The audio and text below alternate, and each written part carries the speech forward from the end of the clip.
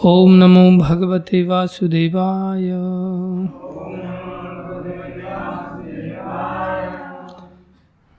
ओम नमो भगवते वासुदेवाय। ओम नमो भगवते वासुदेवाय।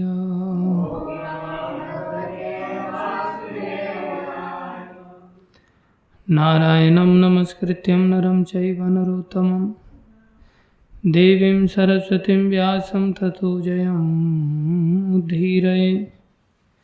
नष्टप्रायेषु स्वभद्रेषु नित्यं भागवत सेवया भगवती उत्तम श्लोके भक्तिर्भवती नैष्टिकी। श्रीमद् भगवत गीता यथारूप अध्याय 6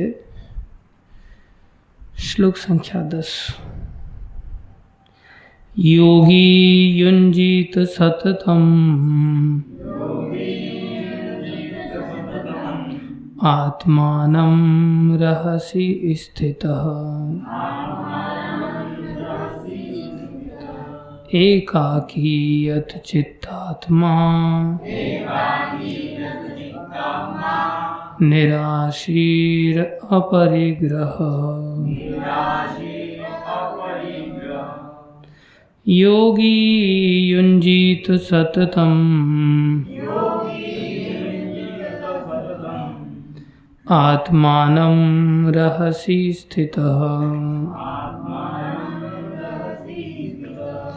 एकाकी यत चित्तात्मा निराशीर अपरिग्रह। योगी युञ्जीत सततम् आत्मानं रहसि स्थितः एकाकी यत चित्तात्मा निराशीर अपरिग्रह।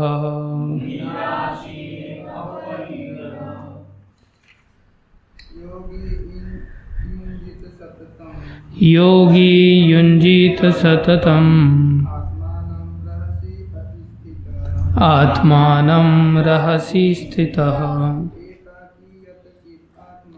एकाकी यत चित्तात्मा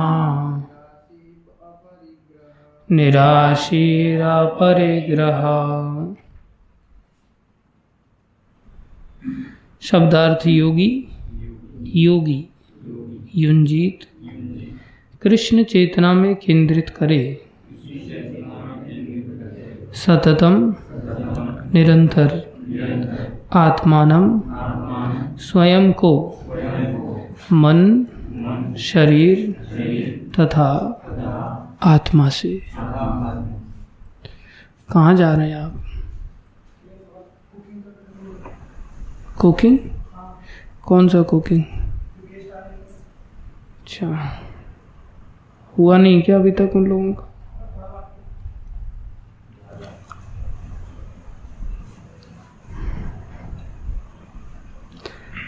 रहसी एकांत स्थान में स्थित होकर, एकाकी अकेले, यत चित्तात्मा मन में सदैव सचेत, निराशी किसी अन्य वस्तु से आकृष्ट हुए बिना, अपरिग्रह स्वामित्व की भावना से रहित, संग्रह भाव से मुक्त। अनुवाद: योगी को चाहिए कि वह सदैव अपने शरीर, मन तथा आत्मा को परमेश्वर में लगाए, एकांत स्थान में रहे और बड़ी सावधानी के साथ अपने मन को वश में करे, उसे समस्त आकांक्षाओं तथा संग्रह भाव की इच्छाओं से मुक्त होना चाहिए। तात्पर्य अर्चनीय वंदनीय प्रातः स्मरणीय जगतगुरु श्रील प्रभुपाद जी द्वारा श्रील प्रभुपाद की जय। कृष्ण की अनुभूति ब्रह्म परमात्मा तथा श्री भगवान के विभिन्न रूपों में होती है। संक्षेप में कृष्ण भावनामृत का अर्थ है भगवान की दिव्य प्रेमा भक्ति में निरंतर प्रवृत्त रहना। किंतु जो लोग निराकार ब्रह्म अथवा अंतर्यामी परमात्मा के प्रति आसक्त होते हैं वे भी आंशिक रूप से कृष्ण भावना भावित हैं, क्योंकि निराकार ब्रह्म कृष्ण की आध्यात्मिक किरण है और परमात्मा कृष्ण का सर्वव्यापी आंशिक विस्तार होता है। इस प्रकार निर्विशेषवादी तथा ध्यान योगी भी अपरोक्ष रूप से कृष्ण भावना भावित होते हैं। प्रत्यक्ष कृष्ण भावना भावित व्यक्ति सर्वोच्च योगी होता है, क्योंकि ऐसा भक्त जानता है कि ब्रह्म और परमात्मा क्या है। उसका परम सत्य विषय ज्ञान पूर्ण होता है, जबकि निर्विशेषवादी तथा ध्यान योगी अपूर्ण रूप में कृष्ण भावना भावित होते हैं। इतने पर भी इन सबों को अपने अपने कार्यों में निरंतर लगे रहने का आदेश दिया जाता है, जिससे वे देर सवेर परम सिद्धि प्राप्त कर सके। योगी का पहला कर्तव्य है कि वो कृष्ण पर अपना ध्यान सदैव एकाग्र रखे। उसे सदैव कृष्ण का चिंतन करना चाहिए और एक क्षण के लिए भी उन्हें नहीं भुलाना चाहिए। परमेश्वर में मन की एकाग्रता ही समाधि है, समाधि कहलाती है। मन को एकाग्र करने के लिए सदैव एकांतवास करना चाहिए और बाहरी उपद्रवों से बचना चाहिए। योगी को चाहिए कि वह अनुकूल परिस्थितियों को ग्रहण करे और प्रतिकूल परिस्थितियों को त्याग दे, जिससे उसकी अनुभूति पर कोई प्रभाव न पड़े।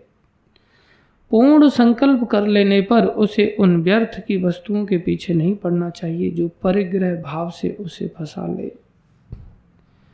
ये सारी सिद्धियां तथा सावधानियां तभी पूर्ण रूपेण कार्यान्वित हो सकती हैं जब मनुष्य प्रत्यक्षतः कृष्ण भावना भावित हो, क्योंकि साक्षात कृष्ण भावनामृत का अर्थ है आत्म उत्सर्ग, जिसमें संग्रह भाव अर्थात परिग्रह के लिए लेश मात्र स्थान नहीं होता।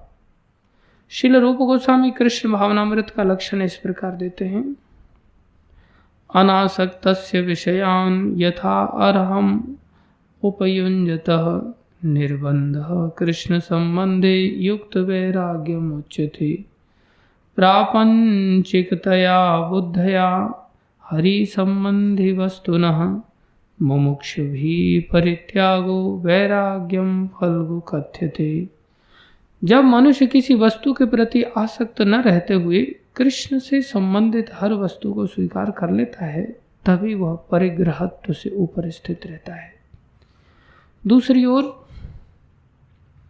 जो व्यक्ति कृष्ण से संबंधित प्रत्येक वस्तु को बिना जाने त्याग देता है, उसका वैराग्य पूर्ण नहीं होता। भक्ति रसामृत सिंधु में कहा गया है।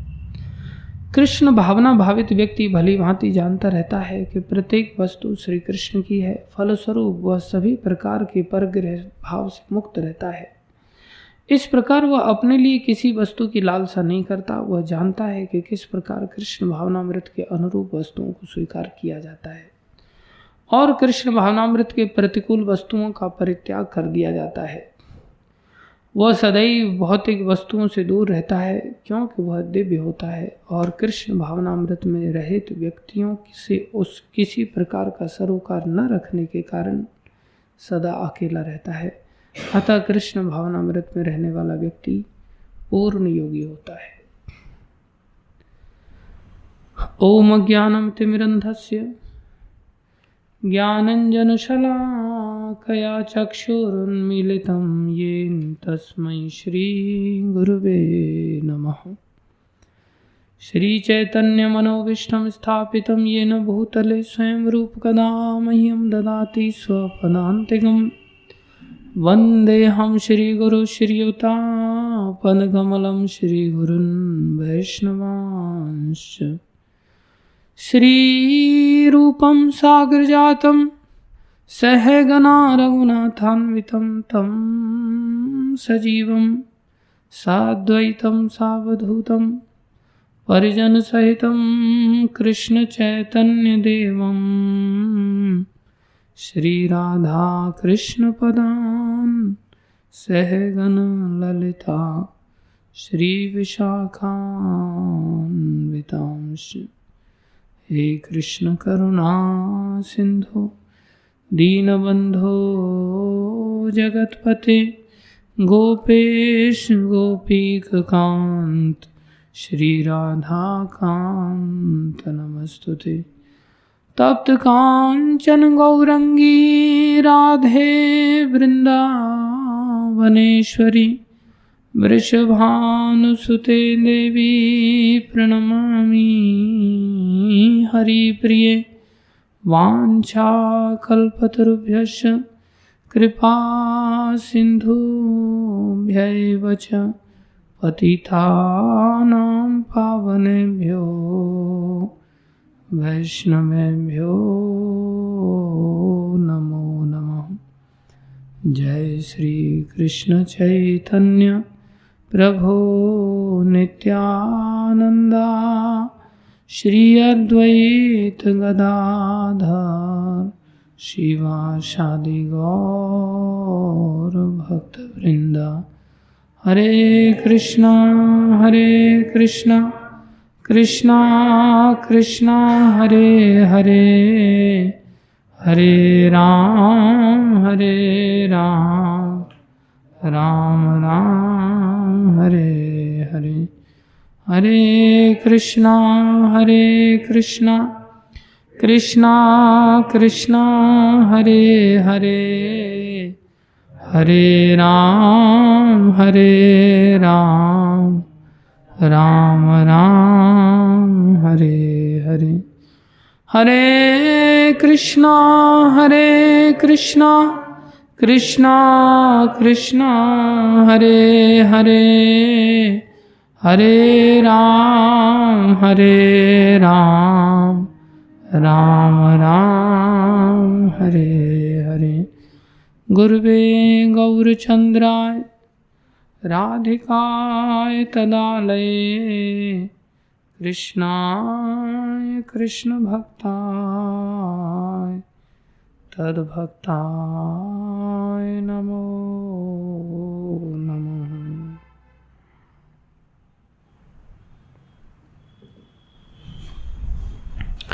हरे कृष्णा। आप सभी भक्तों का हार्दिक अभिनंदन है, स्वागत है। गुरु वैष्णवों की दया से जो कुछ कहें कृपा करके ध्यान से सुनिए।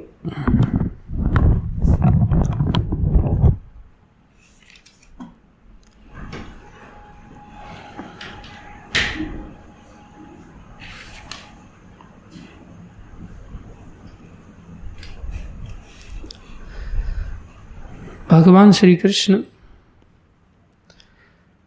उद्धार की बात कर रहे थे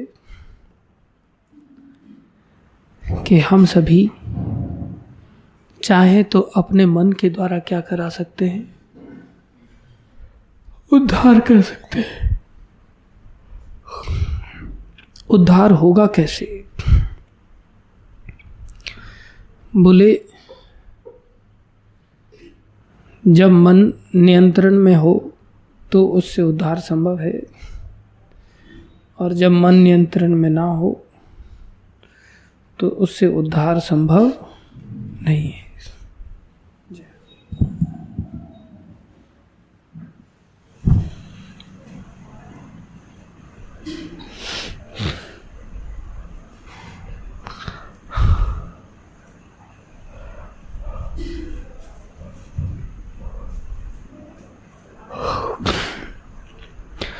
मन नियंत्रण में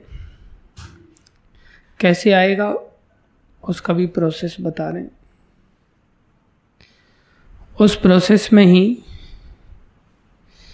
आगे वर्णन आया कि जब जीव ज्ञान विज्ञान आदि से युक्त होता है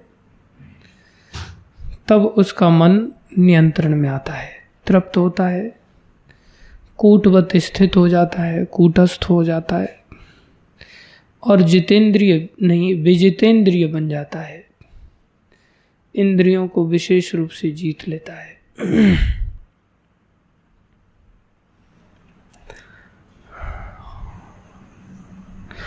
अच्छा, विचित्र बात क्या है, एक ऐसी वैचित्री है जिसमें कि गीता में भगवान ने बताया कि शरीर से श्रेष्ठ इंद्रियां हैं, इंद्रियानि परान्याहु, और इंद्रियों से भी श्रेष्ठ मन है। तो जब इंद्रियों से श्रेष्ठ मन है तो हम देखते हैं इंद्रियां शरीर को नचाती हैं, तो फिर मन ने इंद्रियों को नचाना चाहिए। कई बार इंद्रियां मन को नचाती, श्रेष्ठ होते हुए भी इंद्रियां क्या करती हैं, मन को नचा लेती।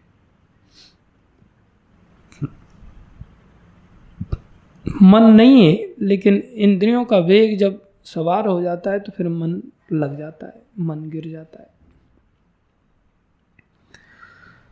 और बुद्धि मन से भी श्रेष्ठ बताया है। जब बुद्धि को मन से श्रेष्ठ बताया तो फिर मन को बुद्धि ने नचाना चाहिए, लेकिन नचा कौन लेता है, मन बुद्धि को भी नचा लेता है। नीचे की चीज ऊपर वाली वस्तु को नचाने लग जाती है। ऐसा कैसे हो जाता है? हाँ, कमजोरी, ऊपर की चीजें दुर्बल हो जाती हैं तब ऐसा होता है। जब बुद्धि सशक्त नहीं रहती, मन दुर्बल हो जाता है, तब इंद्रियों के द्वारा पटक दिया जाता है। अगर इनको सशक्त बना दिया जाए तो फिर गिरने की संभावना खत्म हो जाती है। सशक्त बनाने के लिए कार्य करने पड़ते हैं, सशक्त बनाने के लिए अभ्यास करना पड़ता है, और वो पता नहीं चलता कि उससे कैसे शक्ति आती है, लेकिन अभ्यास अगर कोई करे तो अभ्यास से शक्ति जरूर आती है। जैसे कोई 10-20 उठक बैठक रोज लगाए तो पहले दिन लगाएगा तो उसके मसल्स में कुछ ताकत आएगी, ऐसा उसको अनुभव नहीं होगा। लेकिन अगर वो लगाता चला जाए, लगाता चला जाए, लगाता चला जाए, तो क्या होगा, उसको आभास होने लगेगा कि मेरे शरीर की सामर्थ्य पहले के कंपैरिजन में बढ़ रही है। केवल अभ्यास, और अभ्यास अगर गाइडेड हो तो और कल्याणकारी हो जाता है। अभ्यास अगर गाइडेड ना हो तो वही समस्या भी पैदा कर देता है।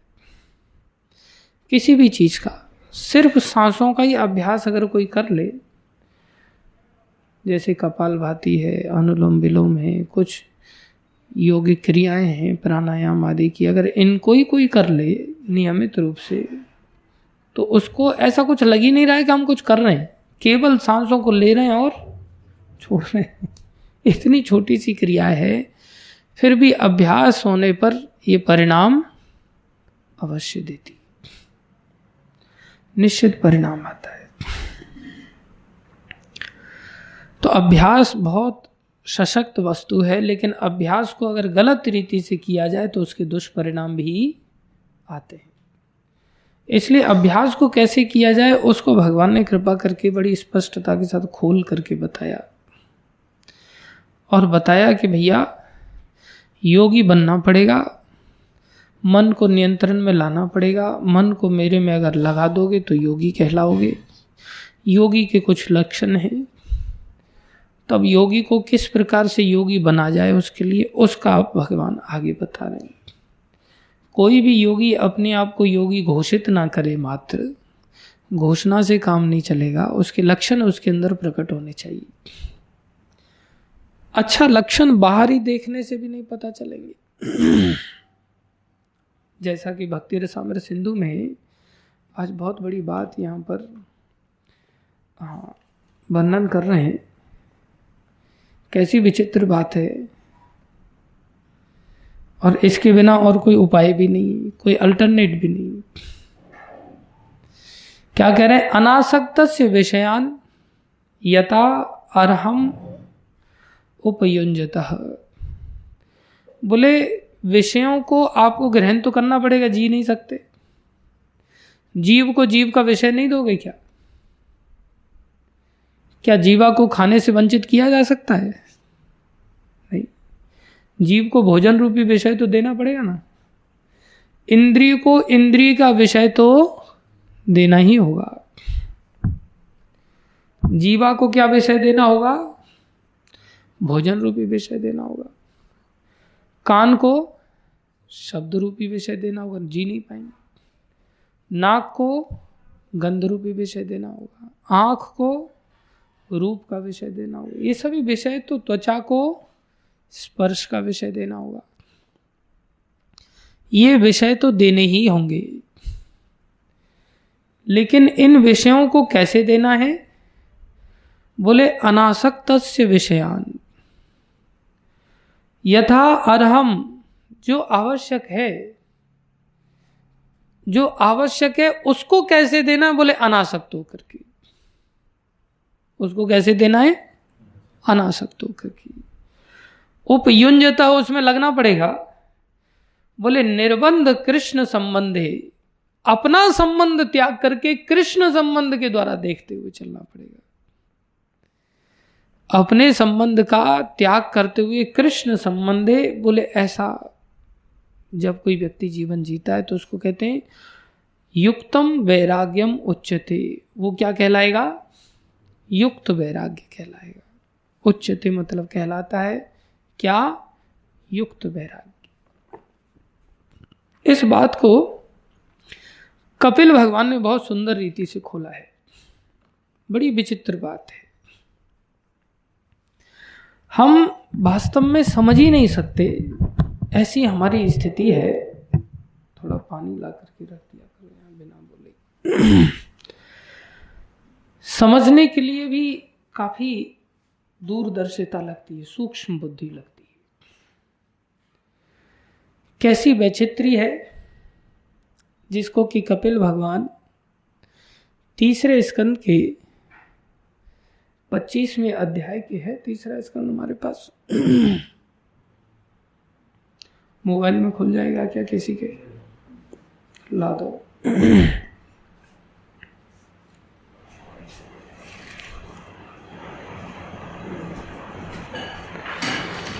भगवान कपिल अपनी माता के समक्ष इस बात को प्रकट करते हैं, जैसे कि यहां भगवान ने कहा कि अपना उद्धार किससे होगा?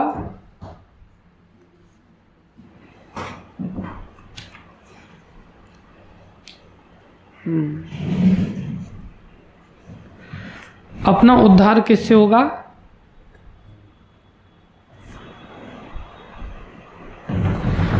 मन से। कैसे उद्धार होगा? मन से।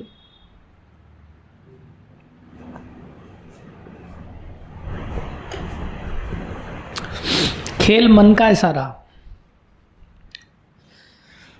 एक बार एक नवाजी, बड़ी अद्भुत घटना है। तो जो लीडर होते हैं इन लोगों को क्या कहते हैं मुसलमान लोगों में? मौलवी। तो मौलवी ने एक शराबी को कहा कि अरे शराब पीता है? बोले हाँ पीता हूँ। तौबा कर। तौबा करने से खुदा मेहरबान होता है। तो तौबा करने के लिए तैयार हो गया, कान पकड़ करके तौबा किया उसने। चल बंदगी कर, नमाज अदा कर।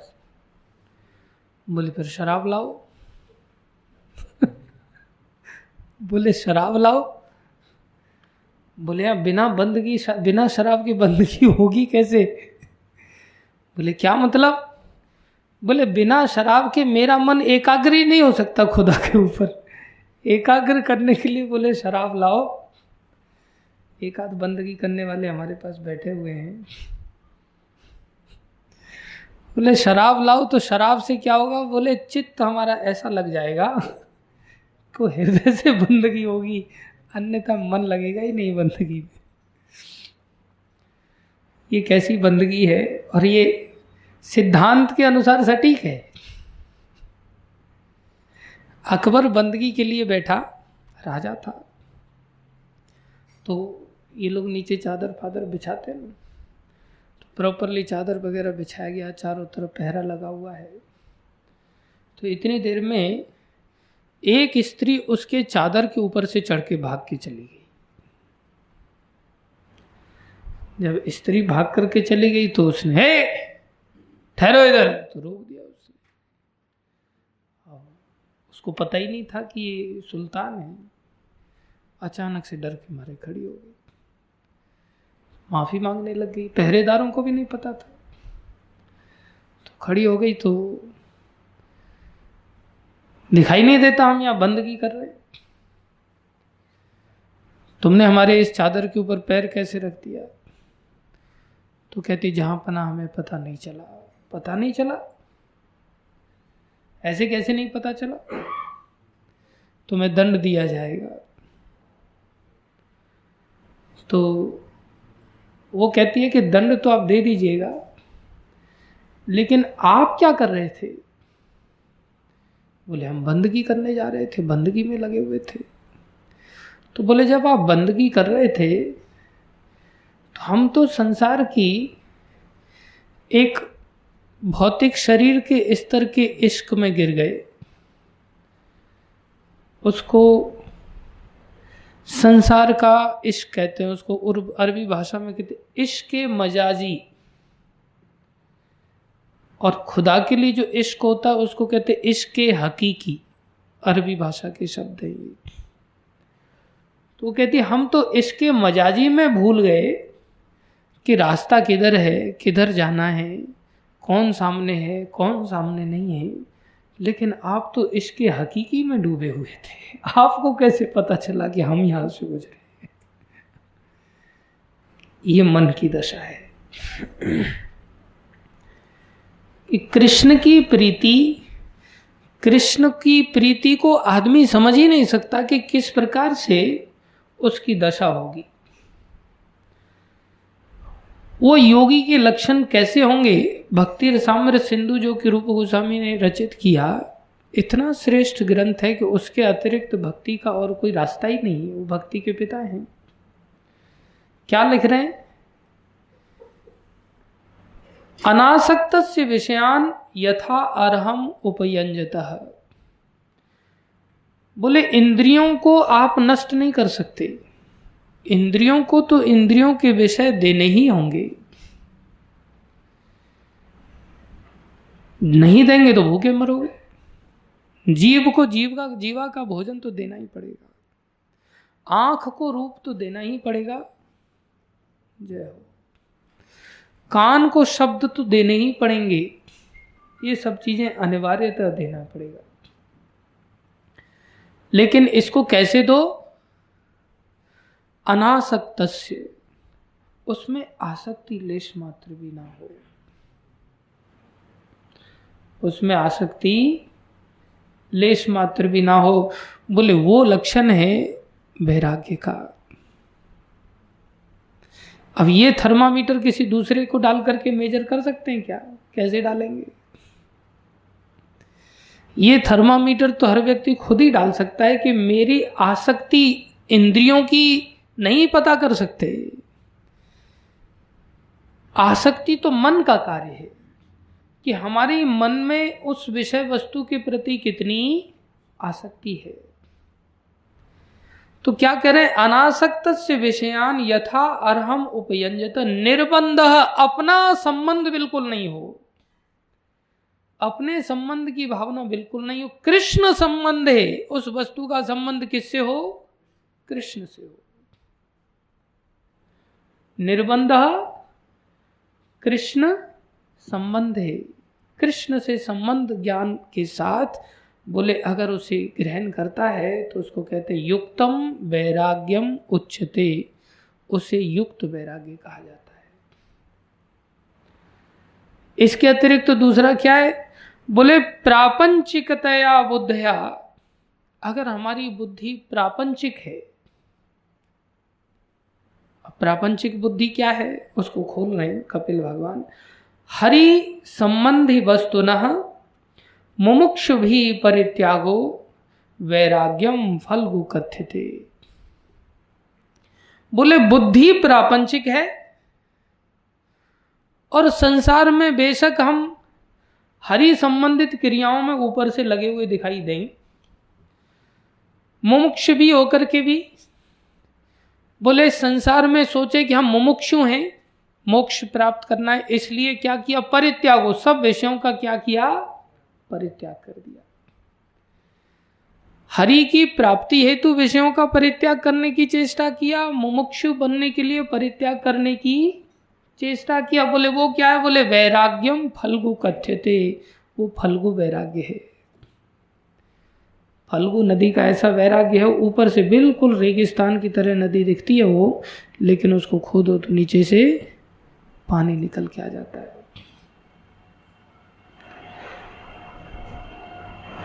अब ये भी मन की ही दशा है। अब कैसे कोई समझ पाएगा भक्ति मार्ग को, जिसमें गुरुजन कई बार त्याग भी सिखाते हैं, तो बाहर से त्याग भी करना पड़ता है, और गुरुजन कई बार उन विषयों में डाल भी देते हैं। कई बार ऐसा कहेंगे कि भाई संग्रह मत करो, अपरिग्रही बन जाओ, उस समय हमें वो सामने वाला व्यक्ति फल्गु दिखाई देगा। और किसी समय उसको बहुत बड़ी पोस्ट पोजीशन आदि दे दिया, प्रेसिडेंट आदि बना दिया, गाड़ी घोड़ा पैसा धेला सब चीज़ों से युक्त कर दिया, बढ़िया मोबाइल आदि से सब चीज़ों से सुविधा से युक्त कर दिया। उस समय हमें इस सिद्धांत के अनुसार ऐसा लगेगा युक्त वैरागी है। बोले हम जज नहीं कर सकते, हम किसी को युक्त वैरागी समझेंगे, किसी को फल्गु वैरागी समझेंगे। इससे अच्छा खुद समझना चाहिए कि वास्तव में हम हैं क्या। अपने अंदर थर्मामीटर डालना पड़ेगा। ये इस श्लोकों को अगर जीवन में हम उतारना चाहते तो, इसलिए किसी को एनालाइज किया ही नहीं जा सकता। कहाँ इंद्र आदि माता कयादु को गर्भपात एक प्रकार से करने के लिए विवश कर रहे हैं, पकड़ करके कि इनका गर्भ का बालक इसको लेकर के चलते हैं स्वर्ग में, जैसे ही पैदा होगा उसको क्या करेंगे, मार डालेंगे। और कहाँ नारद जी क्या कर रहे हैं, उनको उठा करके अपने आश्रम में ले गए। देवता लोग हैं, इतने भी मैच्योर नहीं है, पता चला फिर से दिमाग खराब हो गया, फिर से उठा करके लेके जाएंगे और अपने आश्रम में ले जाकर के रात दिन कथाएं सुना रहे हैं उनको। किसको लक्षित करके कथा सुना रहे हैं, प्रहलाद महाराज को जो गर्भ में बालक है। माता इतना ध्यान से नहीं सुन रही है, लेकिन कुछ और ही लक्ष्य है उनका। अब साधारण व्यक्ति उनको क्या समझेगा, साधारण व्यक्ति उनको समझ सकता है कि युक्त वैरागी है या फल्गु वैरागी है। साधारण व्यक्ति नहीं समझ सकता, लेकिन वो आचार्य है। इसलिए आचार्य होते हुए उन्होंने वो करके दिखाया कि गर्भ अवस्था में भी शब्दों की कैसी महिमा की, उनको ऐसा उपदेश दिया कि सीधा अंदर तक बालक को ग्रहण करा दिया। ऐसी सामर्थ्य आचार्य। तो हम नहीं समझ सकते कि वास्तव में हम अपने को भी नहीं समझ सकते। हम क्या समझेंगे, फल्गु वैराग्य को क्या समझने लग जाएंगे, युक्त वैराग्य, और युक्त वैराग्य को क्या समझेंगे, खुद के लिए भी, दूसरे के लिए तो उल्टा समझेंगे ही समझेंगे, खुद के लिए भी फल्गु को युक्त मानेंगे, युक्त को फल्गु मानेंगे। और बहुत सारे लोग ऐसा कहते हैं। किसी को बोलो भाई जप हो गया तेरा, बोले चलता रहता है। कहाँ चलता रहता है, अंदर चलता रहता है।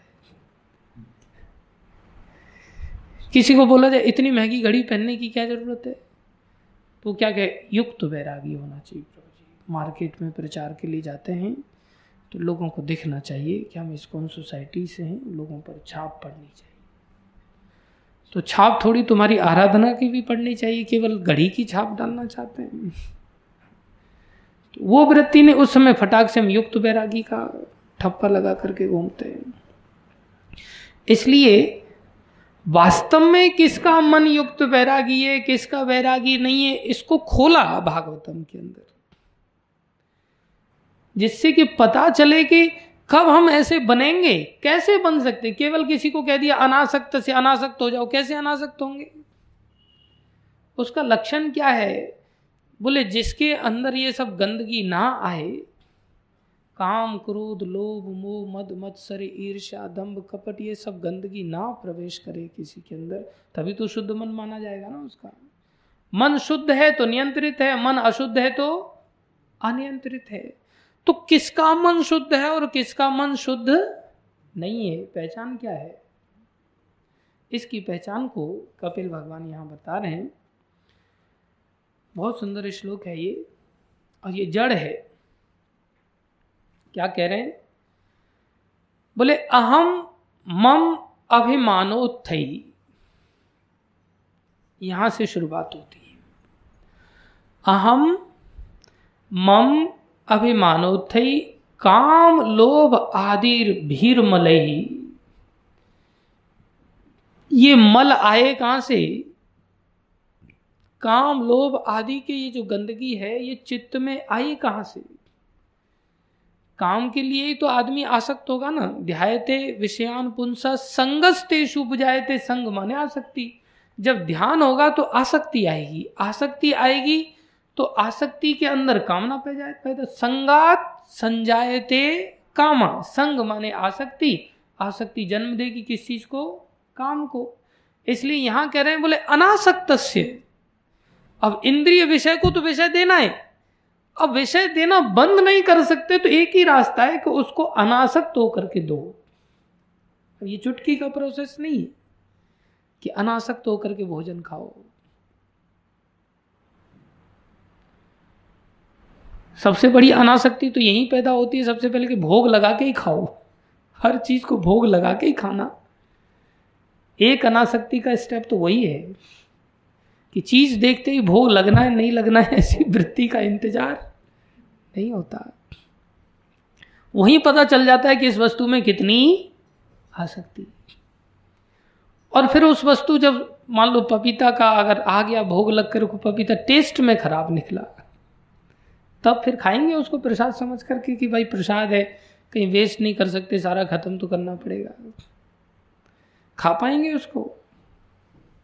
अना सकते हैं तो खा लेंगे, आ सकते हैं तो नहीं खा पाएंगे।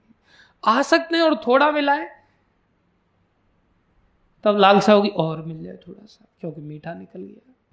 नहीं मीठा निकला एकदम बेकार निकला तो उसको खाना मुश्किल हो जाएगा। तो पहली आसक्ति की अनासक्ति की स्टेप कहां पता चली? भोग लगाने पर। दूसरी अनासक्ति का स्टेप कब पता चला? टेस्ट करने पर। तब जाकर के कहीं हम इन दोनों स्तर से अगर ऊपर उठ गए, भोग लगना चालू हो गया और टेस्ट से ऊपर उठ गए, तब पता चलेगा हाँ अब भोगों का, विषयों का भोग कैसा हो रहा है? अनासक्त होकर के हो रहा है। तब तक नहीं माना जाएगा। अंतर यही होता है एक सर्वसाधारण व्यक्ति में और एक गुरुजनों में। गुरुजन भी रबड़ी खाते हैं, लेकिन उनकी रबड़ी खाने का जो स्वाद है वो अलग होता है। कहाँ जा रहे हैं? ठीक है, देख। और जो हम लोग जो रबड़ी खाते हैं उसका स्तर अलग होता है। तो क्या कह रहे हैं यहां? बोले ये आसक्ति अनासक्ति ये सब बीमारी लगी कहां से? उसकी भी जड़ क्या है? बोले उसकी जड़ है अहम। उसकी जड़ क्या है? अहम। अहम मम अभिमानोत्थई काम लोभ आदि भीरमलई। ये सब मल पैदा होते हैं, सब गंदगी आती है कहाँ से? अहम से और मम से। अहम क्या है? मैं, और मम क्या है? मेरा। यहीं से बीमारी लगती है। अगर अहम नहीं गया तो मम नहीं जा सकता, मैं नहीं गया तो मेरा नहीं जा सकता। जितना सशक्त मैं होगा संसारी, उतना ही सशक्त आसक्ति होगी, उतना ही सशक्त काम होगा, उतना ही सशक्त लोभ होगा, उतना ही सशक्त क्रोध होगा, उतने ही सशक्त मल आ जाएंगे दुनिया भर के। फिर बोले क्या होगा? वीतम यदा मना शुद्धम, बोले अगर इससे मुक्त है तो बोले मना शुद्धम, तो उसका मन शुद्ध है, अन्यथा मन शुद्ध हो ही नहीं सकता। शुद्ध मन की पहचान क्या है? कि उसके चित्त में जरा सा भी अहंकार नहीं होगा, उसके चित्त में जरा सा भी ममता नहीं होगी। इसलिए गृहस्थ जीवन में अगर कोई घुस जाए और फिर उसको कहा जाए कि तुम्हारी जो ममता है इसको बिल्कुल खत्म कर दो, खत्म हो पाएगी? उसको बोला जाए कि भूल जाओ ये तुम्हारी पत्नी है, भूल जाओ ये तुम्हारा बालक है हमेशा के लिए, भूल जाओ ये तुम्हारा पिता है, भूल जाओ ये तुम्हारी माता है, भूल जाओ ये तुम्हारा पति है, खत्म कर दो इसको, कभी हो सकता है? कभी नहीं हो सकता। अनंत गहरी ममता घुसी हुई रहती है, अनंत गहरी घुसी हुई रहती है, निकल ही नहीं सकता व्यक्ति, इतना डूबा रहता है। बोलेगा ना चलो बिस्किट ले लो 8-10 पैकेट, और बोले इसका पैसा आप पापा से ले लेना, आयुष के पापा से पैसा ले लेना। मतलब आयुष का पापा ही पैसा दे सकते बस, बाकी प्रभुपाद जी पैसा नहीं दे सकते, बाकी भगवान पैसा नहीं दे सकते। क्योंकि ममता किधर है? हमारी बिल्कुल लगी हुई है। अहम है ना अंदर, हम पत्नी है, ये भी अहम है, तो फिर वैसी ममता है। ऐसे ही पति का ममता है, ऐसे ही औलाद की ममता है। और नारद जी की ममता दासी पुत्र के रूप में मां से खत्म हो गई। 5 साल के बच्चे हैं वो भी, और मां मर गई तो अंदर खुशी हो रही है। मतलब ममता है क्या? ममता खत्म। कैसी विचित्र बात है। अहमता ममता आसानी से जाएगी क्या? और जब ऐसी अहमता ममता नहीं गई तो फिर काम आदि से मुक्त हो जाएंगे, लोभ से मुक्त हो जाएंगे, क्रोध से मुक्त होंगे, गंदगी चित्त में भरी पड़ी रहेगी कि नहीं? हम सब की कहीं ना कहीं गंदगी तो निश्चित रूप से सदा सदा के लिए बनी रहेगी।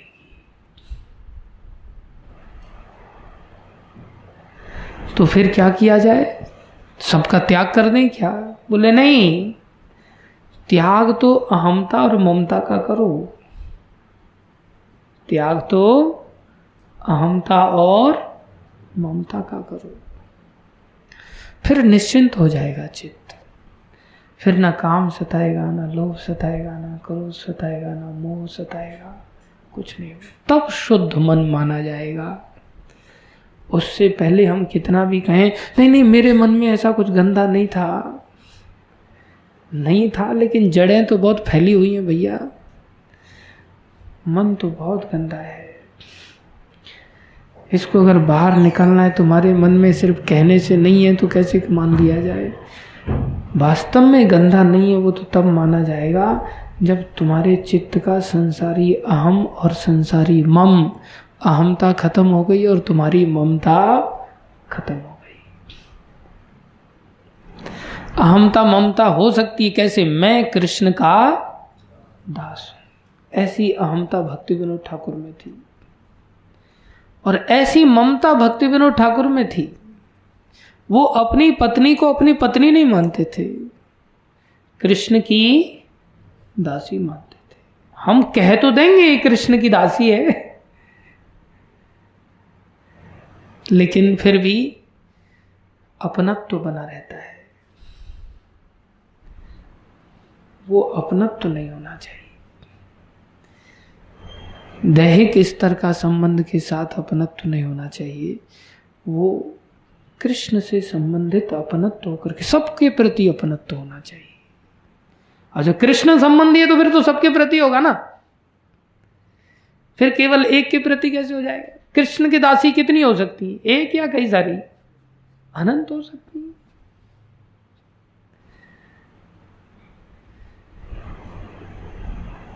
बोले वो कृष्ण दासत्व में प्रेम बना रहता है, इसलिए वो फिर सबके बारे में व्यक्ति सोच सकता है, सबको अपना बना सकता है। अगर ऐसा अपनत्व है तो बोले वो भक्ति रसामृत सिंधु वाला युक्त वैरागी है। युक्त होते हुए भी कैसा है? वैरागी है। अन्यथा युक्त नहीं भी है ना तो भी युक्त नहीं है, कोई विषयों के साथ में जीवन नहीं निर्वाह कर रहा है, अपरिग्रह भाव से संग्रह नहीं कर रहा है, वो बेचारा ऐसे ही घूम रहा है, तो भी वो क्या माना जाएगा?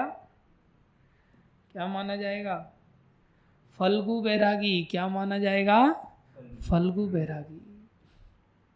और अंत समय में स्मरण मन में होगा या कहाँ होगा? मन में होगा। तो मन में तो वैराग्य है नहीं, मन में तो फल्गुता है, अंदर वही विषयों का रस का स्वाद है। तो फिर जन्म कहाँ मिलेगा? संसार में ही आना पड़ेगा, विषयों में ही आना पड़ेगा। बड़ी स्पष्टता के साथ भगवान ने इस बात को बता दिया। इसलिए और कोई व्यक्ति के मन में भी है और विषयों के सानिध्य में भी है। मन में भी अहंकार, ममता, अहमता, ममता और अंदर काम, लोभ आदि सब भरा पड़ा है और विषयों का सानिध्य भी है, तब क्या है? बोले महाफल्गु है वो कीड़ा है विषयों का एक प्रकार से, जिसको और कुछ चाहिए ही नहीं, जिसके दिमाग में केवल विषय की वस्तु ही घूमती रहती, उसे विषयी कीट कहते हैं। वो मलमूत्र का कीड़ा है। किस चीज का कीड़ा है? मलमूत्र का कीड़ा है, जिसके दिमाग में केवल मलमूत्र ही घूमता रहता है। अब उसको भगवान मिलेंगे? संभावना ही नहीं। इसलिए भगवान कह रहे हैं इसके लिए क्या करो भाई? बोले कुछ कार्य करने पड़ेंगे। पहला काम, अगर ऐसा बनना चाहते हो तो धीरे धीरे बनोगे। पहला काम, योगी युंजीत सततम। योगी अगर कोई बनना चाहता है सच्चा वाला, तो उसको क्या करना पड़ेगा? युंजीत लगना पड़ेगा। कैसे? सततम। अब पहले ही बोल दिया जाए कि तेरे को दीक्षा चाहिए तो 16 माला करना पड़ेगा, तो 16 माला एकदम से बोल दोगे तो करेगा क्या सामने वाला? नहीं ना। उसको धीरे धीरे ही बढ़ा पाओगे ना। चलो आप 2 माला चालू करो, 4 माला चालू, इस प्रकार से तो वृद्धि की ओर बढ़ना पड़ेगा। इसलिए भगवान कह रहे हैं लगना पड़ेगा। कैसे? सततम।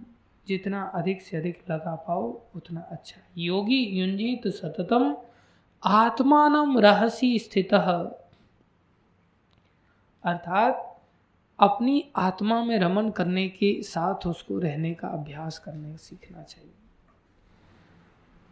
एकांत में, अर्थात संसारी लोगों से दूर और भक्तों के संगति में। एकाकी यत चित्तात्मा, जिसका चित्त इस प्रकार से लगना चालू हो जाए, बोले निराशीर अपरिग्रह, उसको संसार में आशा न करके, संसार का संग्रह आदि न करके, उसको धीरे धीरे धीरे धीरे ऐसा अभ्यास करना पड़ेगा। तो पहले क्या करना पड़ेगा? हमारी स्थिति महाफल्गु जैसी है, मन में भी है और बाहर से चारों तरफ से गंदगी से घिरे हुए भी हैं। क्या करना होगा?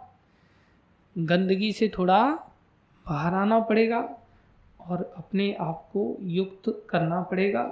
संसारी लोगों की संगति से दूर रह करके भक्तों के सानिध्य में रहना पड़ेगा। नहीं रह सकते तो अकेले रहें। अकेले रहने के लिए भगवान यहाँ विधान बता रहे हैं। संसारी लोगों से दूर रहो, अगर भक्तों का सानिध्य नहीं प्राप्त हो पा रहा है तो भक्तों का सानिध्य प्राप्त हो रहा है दी बेस्ट है, फिर वहाँ से तो बहुत तेजी से गाड़ी चल जाएगी। और इस प्रकार से हम भक्ति में बड़ी तेजी से आगे बढ़ सकते हैं। धन्यवाद सभी भक्तों का।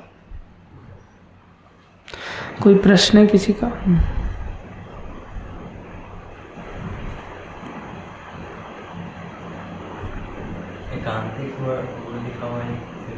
हाँ, एकांत मतलब कहीं कुटिया बना करके या वन में चले जाएं या गुफा में चले जाएं, वहाँ जा कर के भजन साधन करना चाहिए उस व्यक्ति को जिसको भक्तों का सानिध्य न प्राप्त हो। संसारी लोगों के सानिध्य से दूर रहते हुए उसको इस प्रकार से आश्रय लेना चाहिए। डेथ के एंड मूवमेंट में कुछ भी जो व्यक्ति स्मरण करता है तो वो भगवान का कर रहा है या विषयों का कर रहा है, तो अगर भगवान का इसका जो रिजल्ट है कि ऐसा होने पे भगवान का करता है तो वो उसको नहीं होगा, और अगर विषयों का करता है तो उसको ऐसा होगा। तो ये चीज़ें किधर को लिखा हुआ है? गीता में ही भगवान कह रहे हैं। कौन से श्लोक?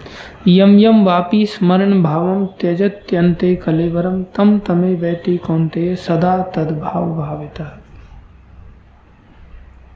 श्लोक संख्या बता देते हैं।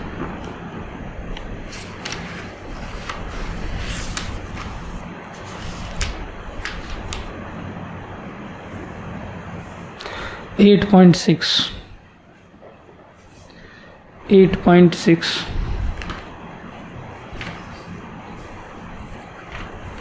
इसमें भगवान बताते हैं, और ऐसा घटित भी होता है।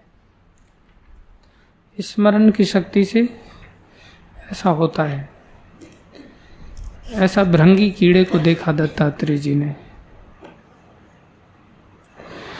यहाँ बता रहे हैं भगवान, यम यम वापी स्मरण। हे कुंती पुत्र, शरीर त्यागते समय मनुष्य जिस जिस भाव का स्मरण करता है वह उस भाव को निश्चित रूप से प्राप्त होता है। अगर काम भाव का स्मरण है तो काम भाव के शरीर के अनुसार अपने शरीर प्राप्त होंगे। क्रोध भाव के अनुसार है तो क्रोध भाव के अनुसार शरीर प्राप्त होंगे। लोभ से युक्त होकर के यहाँ और बता रहे हैं, अंत काले च मामे विस्मरण मुक्ता कलेवरम यह प्रयाति सम अद्भावम याति नास्ति यत्र संशय। और जीवन के अंत में जो केवल मेरा स्मरण करते हुए शरीर का त्याग करता है वह तुरंत मेरे स्वभाव को प्राप्त होता है, इसमें रंच मात्र भी संदेह नहीं। भगवान कह रहे मेरा स्मरण करके छोड़ोगे तो मेरी प्राप्ति होगी, मेरे अतिरिक्त किसी और चीज का स्मरण करोगे तो उस भाव की प्राप्ति होगी। 5 और 6 श्लोक है। इसलिए स्मरण का बहुत बड़ा इफेक्ट पड़ेगा। सारा इफेक्ट स्मरण का ही है, लेकिन वो स्मरण बनता श्रवण और कीर्तन से है। हम क्या सुन रहे हैं, क्या बोल रहे हैं, उसके अनुसार स्मरण बनेगा। समझ रहे? तो जो इसमें बोला गया कि कोई संदेह नहीं, तो संदेह तो पहले तो उत्पन्न होगा ही, क्योंकि उसको प्रैक्टिकल ऐसा पता नहीं है, तो संदेह तो होगा। इसलिए तो दूर करने के लिए इतना वचन दे रहे हैं भगवान। ये तो थियोरेटिकल है, पर प्रैक्टिकल नहीं। प्रैक्टिकलिटी में भी है। प्रैक्टिकलिटी को ही तो देखा। शरीर त्याग करना तो दूर, सेम शरीर में रिजल्ट आ जाता है। प्रैक्टिकलिटी में आदमी जैसा सोचता रहता है वैसे उसके अंदर सिम्टम्स बन जाते हैं।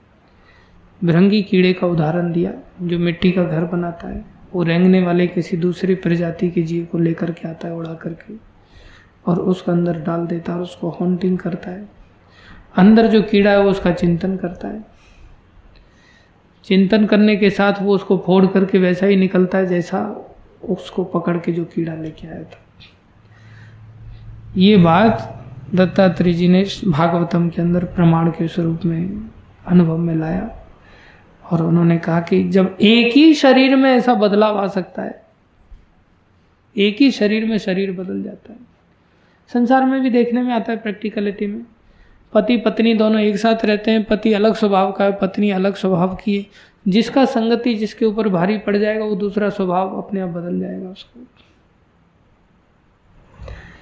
रात दिन उसके चिंतन करने से। पत्नी लोभी स्वभाव की है तो पति भी लोभी स्वभाव का हो जाएगा धीरे धीरे।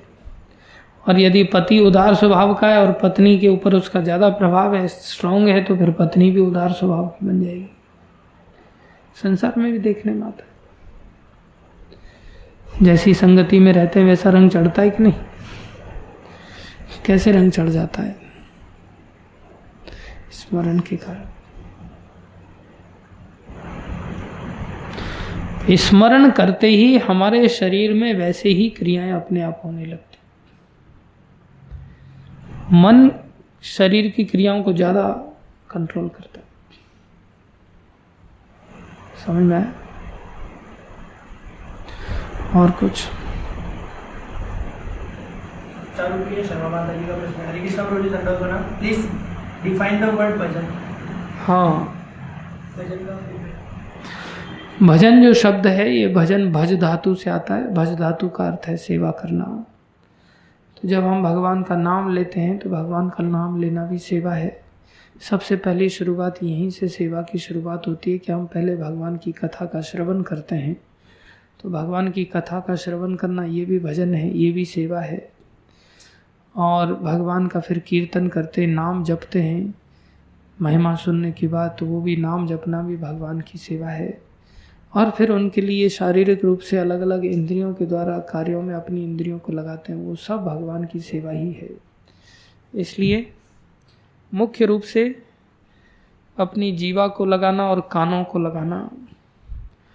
इसलिए कानों को लगा करके हम श्रवण की शुरुआत करते हैं, जीवा को लगा करके कीर्तन की जप आदि की शुरुआत करते हैं, और उसके बाद फिर बाकी इंद्रियां लगती हैं। सेवन मुखे ही जीवा धो। सबसे पहले सेवा की जो शुरुआत होती है जीवा आदि इंद्रियों के द्वारा होती है, कर्ण आदि इंद्रियों के द्वारा होती है। इसलिए भज धातु से भजन शब्द बनता है, जिसका अर्थ है भगवान श्री कृष्ण की सेवा करना, हमें सेवा करना चाहिए। पूछो।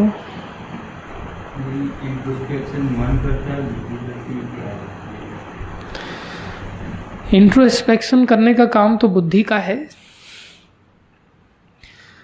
जिसमें कि हम बुद्धि को लगा करके अपना चिंतन करते कि हाँ मैंने क्या क्या किया, कैसा हूँ मैं, मेरे अंदर कौन कौन से दोष हैं, मेरे अंदर कौन कौन से गुण हैं, मुझे इन दोषों को निकालना है, गुणों को और अच्छा बनाना है और बढ़ाना है। तो ये बुद्धि का कार्य है।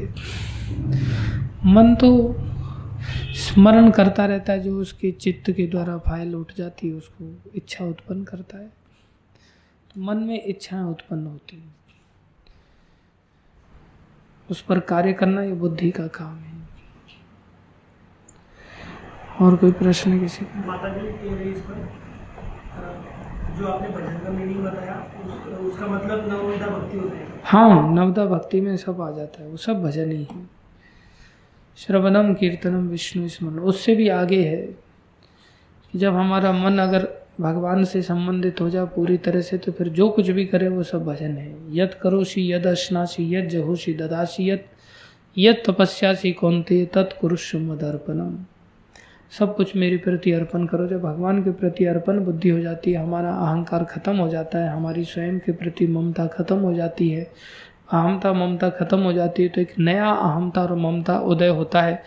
नया मतलब जो ओरिजिनल हमारे हृदय में है वो है कि हम कृष्ण के दास हैं और कृष्ण हमारे हैं, कृष्ण के भक्त हमारे हैं। ऐसा जब भाव उदय होता है तो शाश्वत अहमता ममता है, और उसके प्रति जब अर्पण बुद्धि होती है सब कार्यों की, तो वो सब भजन बन जाता है।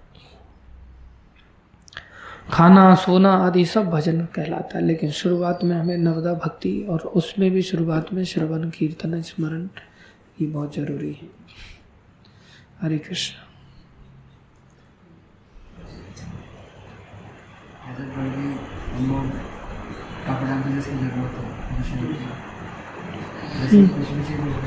जो हम लोगों को लग रहा है जैसे लड़के लग रहा है जरूरी है, बाकी कोई सामने वाले को जैसे हम लोग किसी के पास जा रहे हैं वो चीज़ हम लोगों को मिल जाती है। तो जैसे विषयों का बोला चिंतन करना, जैसे खाने की भी हो गई है, कुछ पहनने ओढ़ने की कुछ भी चीज़ जिसका हम लोगों को जरूरत हो वो मिल जाए, जरूरत भी ना हो वैसे टेस्ट भी हो इस चीज़ का वो मिल जाता है, हम लोग उसको ग्रहण करना चाहिए या नहीं करना चाहिए।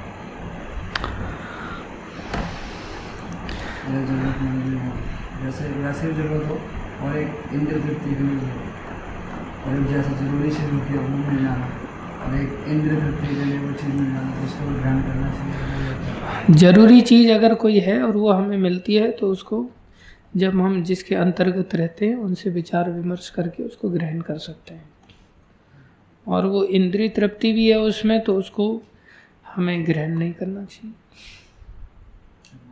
आया हुआ अपनी बात सुनो, उसको अथॉरिटी को सौंपना चाहिए ना। जो कुछ भी आया है उसको चाहे हमने जरूरी है तो भी हमने अथॉरिटी से पूछ के ग्रहण करना है, और अगर नहीं आया है इंद्रिय तृप्ति की दृष्टि से आया जरूरी नहीं है तो भी उसको अथॉरिटी को जाके सौंपना चाहिए। कुछ भी एक सुई भी मिलती है उसको भी सौंपना चाहिए।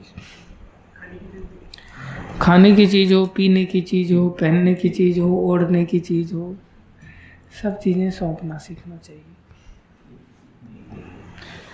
इसलिए साधु जीवन में भिक्षु गीत करके एक भागवतम में वर्णन है चरित्र, उस भिक्षु गीत को समझना चाहिए प्रत्येक साधु को। बहुत सुंदर शिक्षा है उसमें, शिक्षा कभी बताएंगे उसको।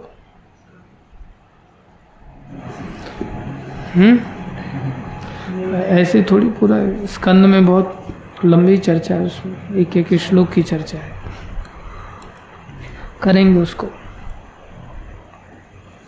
उसमें यही है विशेष रूप से कि गुरु के प्रति आदमी दीन बन करके गुरु की प्रसन्नता के लिए गुरु के गुरुकुल में जाके जीव वास करता है, और जो कुछ भी भिक्षा में लाता है सब गुरु को सौंपता है, और गुरु जब आदेश देते तब खाता है, नहीं आदेश मिलता तो भूखा रहता है और क्लेम नहीं करता कि मुझे भोजन क्यों नहीं मिला।